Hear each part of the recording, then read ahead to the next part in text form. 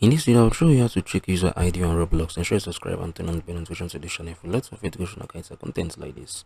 Now, this video is basically for educational purpose only, so ensure you watch through all I'm going to show you right now in this video. Head over to your Roblox, right?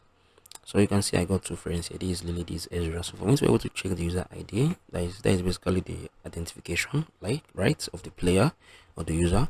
So you're gonna click on his profile. Once it has opened up, you can see I think Ezra has how many friends?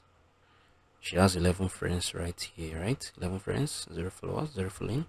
So for me to be able to check her ID, this is basically for educational purpose only.